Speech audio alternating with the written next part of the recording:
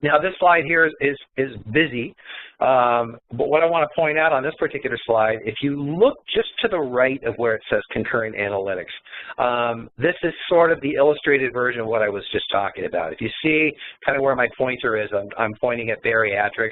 If you look at this cluster of campaigns, and this is a cluster of campaigns, women's health, we have cardio, ortho, cancer, so on and so forth. This is simply a nice illustrated model for all the elements that are actually available when I use concurrent analytics. If you look at the left, I have segmentation, I have clustering. If you look at what I just showed you, I have the actual, I have propensity models, I have channel, so on and so forth. I have socio-demographic clusters and so on and so forth. So using sort of a modeling approach, an organizational approach to these campaigns is very, very helpful. In this particular case, I know I'm going after bariatric. I know I'm using segmentation and clusters. I'm overlaying multiple channel stores, boom, boom, boom. So I kind of have a good idea of what I'm doing. But these types of models are very, very helpful. If you don't use visual modeling, I would highly suggest that you try it out. It works really, really well. Bariatric market overview. I'm not going to get into this in much detail, but essentially, and I mentioned earlier that a lot of you who I've worked with already, you know this stuff backwards and forwards. So what I'm going to do is I have my concurrent analytics.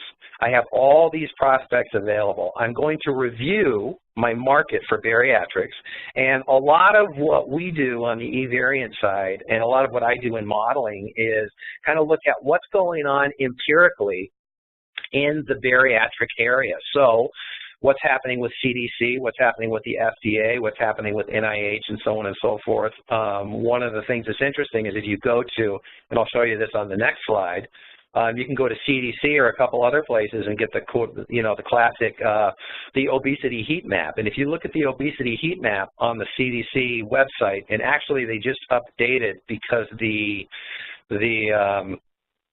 fiscal year 2015 National Health Report just came out. They just released it on July 1. If you don't have it yet, you can go to the CDC site and get it. But if you go to the obesity heat map page on the CDC site, you'll basically get a version of this.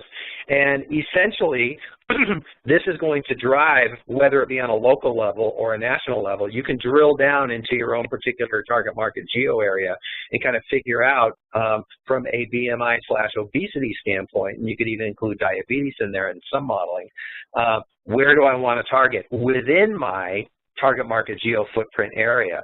So all of this information is just more concurrent analytic information that you can use to maximize which prospects are getting which messaging from particular campaigns within a given campaign scheme.